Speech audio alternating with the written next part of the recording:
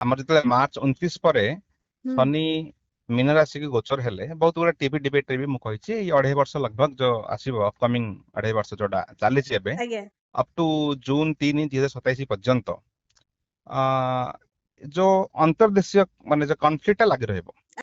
ବଡ ବଡ ଲିଡର ମାନଙ୍କ ଭିତରେ କନଫ୍ଲିକ୍ଟ ଲାଗୁ ରହିବ। ବହୁତ ଗୁଡେ ଟ୍ୟାରିଫ କୁ ନେଇକି ରହିବ। ମୁଁ ତ ହୁଁ ଅଲରେଡି କହିଥିଲି ବି ଯେ ଆ, ମତଲବ ମାର୍ଚ୍ଚ 29 ପରେ ଶନି ହୁଁ ଚଳନ ହେଲେ ତାପରେ ମଙ୍ଗଳ ଯେତେବେଳେ ଆସିଗଲେ ମଙ୍ଗଳ ହଉଛି ଗୋଟେ ବିଦ୍ରୋହ ହବ। ମଙ୍ଗଳ ମାନେ କେମିତି ସିପାହୀ ମାନଙ୍କ ଭିତରେ ବିଦ୍ରୋହ ହୁଁ ହୁଁ ସେନାପତି ଯେମିତି ଆଜିକାଲିର କହିଲେ ଆମେ ଟର୍ମିନୋଲୋଜିରେ କହିଲେ ଆର୍ମି।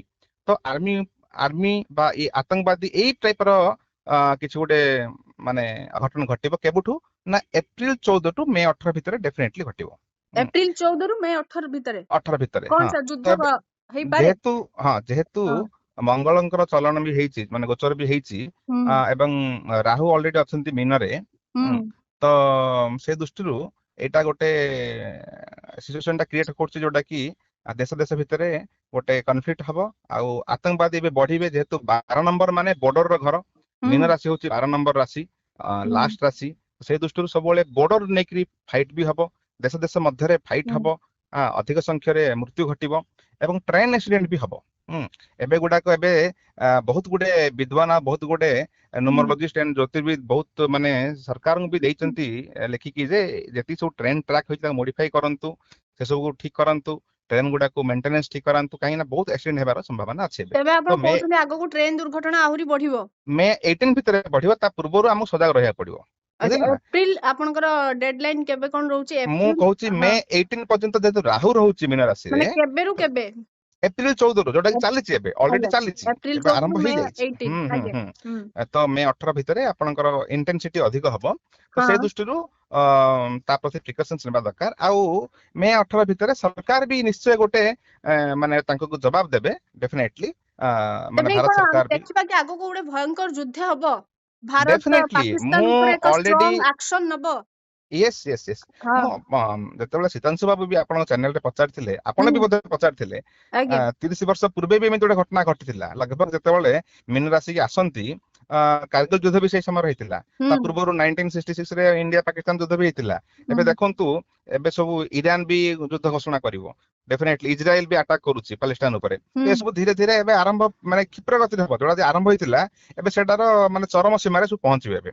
ତ ହୁଁ ଏଇ 2.5 ବର୍ଷ ଭେରି ପାଥେଟିକ୍ କଣ୍ଡିସନ ଫର ପୁରା ୱାର୍ଲଡ ଭ୍ୟୁରେ ଦେଖିବା ଯଦି ଭେରି ପାଥେଟିକ୍। ଆଉ ଯେହେତୁ ଭାରତ ପାଇଁ ଦେଖିବା ତ ଭାରତ ବାଂଲାଦେଶକୁ ନେଇକି ବି ୱାର ହେଇପାରେ। ଭାରତ ଚାଇନାକୁ ନେଇ ବି ଆଗକୁ ହେଇପାରେ। ହୁଁ ଭାରତ ପାକିସ୍ତାନ ତ ଗୋଟେ କମନ ହୁଁ ତ ହଉଛି କିନ୍ତୁ ଏବେ ସେଟା ଅଧିକ ତାର ଇଣ୍ଟେନ୍ସିଟି ଟା ବଢିଯିବ।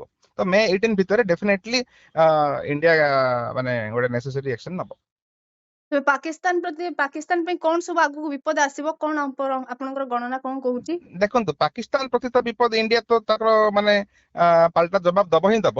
ହଁ କିନ୍ତୁ ନଟ ଓନଲି ଫର ପାକିସ୍ତାନ ଇଣ୍ଡିଆ ପାଇଁ ବି ବାଂଲାଦେଶ ପାଇଁ ବି ଯେତିକି ସବୁ ବର୍ଡର ଆମର କଣ୍ଟ୍ରି ଗୁଡାକ ପାଇଁ ଗୋଟେ ଆମ ପାଇଁ ମୁଣ୍ଡ ବସାର କାରଣ ହବ। ବର୍ଡର କଣ୍ଟ୍ରି ମାନେ ଯୋଉ ହୁଁ म्यांमार ହୁଅନ୍ତୁ ବାଂଲାଦେଶ ହୁଅନ୍ତୁ ପାକିସ୍ତାନ ହଉ ବା ଇଏ ଆମର ଚାଇନିଜ ହଉ ଏ ତରଫରୁ ଗୋଟେ କନଫ୍ଲିକ୍ଟ ସୃଷ୍ଟି ହବ ଯୋଉଟା କି ଏକ୍ସଟର୍ନାଲ ଆଫେୟାର୍ସ ମିନିଷ୍ଟ୍ରି ପାଇଁ ବି ଅସୁବିଧା ହବ।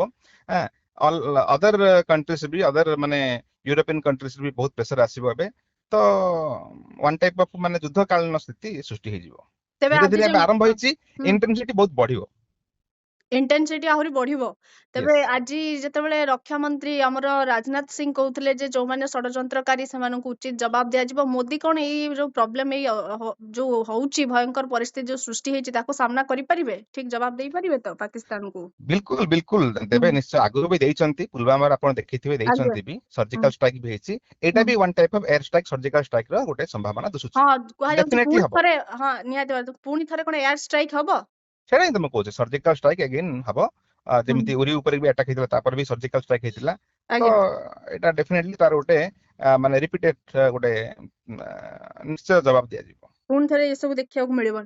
100%। ଆଉ ଯୁଦ୍ଧ ବି ଆଗକୁ ଖୁବ ଭୟଙ୍କର ହବାକୁ ଯେମିତି ଯାଉଛି। କାର୍ଗିଲ ହେଇଥିଲା 30 ବର୍ଷ ପୂର୍ବେ ଆଜ୍ଞା 29 ଇୟର୍ସ ବିଫୋର ସେଇ ଆଜ୍ଞା ଟାଇପ ର ଗୋଟେ ଡେଫିନେଟଲି ହବ। ଏଇଟା ଏବେ ତ ହବନି କାର୍ଗିଲ ଭଳିଆ ୱାର ଏବେ ହବନି କିନ୍ତୁ ନେକ୍ସଟ ଇୟର ଡେଫିନେଟଲି ହବ। ଏବେ ସେଟା ୱାର ର ଏବେ ଗୋଟେ ଖାଲି ଗୋଟେ ମଞ୍ଜି ପୋତା ହେଲା କିନ୍ତୁ ନେକ୍ସଟ ଇୟରରେ ମାନେ 2027 ପୂର୍ବରୁ 26 ହୁଁ। 27 ବେଳକୁ ଆଉ ଗୋଟେ ୱାର ହବ। ଆଉ ଗୋଟେ କେବେ କହିଲେ ୱାର ହବ 2000 26-27 ଏଇ जो ଇଏଟା ରହୁଛି କାହା କାହା ଭିତରେ ୱାର ଟା ହବାକୁ ଯାଉଛି इंडिया पाकिस्तान कथा कहूँ इंडिया ପୁଣି पाकिस्तान कथा ଇଣ୍ଡିଆ कहूँ ପାକିସ୍ତାନ ଭିତରେ हाँ हाँ 2026 डेफिनेटली 27 डेफिनेटली ଭିତରେ ବି ପୁଣି ୱାର ହବାକୁ ଯାଉଛି। हाँ हाँ ସେଇ फाइनेंशियल इयर जा कहंतु बा जोडा भी कहंतु सेई गोटे वर्ष भितरे अगेन काई ना जतले मीन चलन हेबे ହୁଁ तो सेई समय रे गोटे चलन हेबा मीन रु मेष को जिया भितरे अगेन गोटे वार सिचुएशन क्रिएट हबो। ନିହାତି ଭାବରେ ବହୁତ ବହୁତ ଧନ୍ୟବାଦ ସାର୍।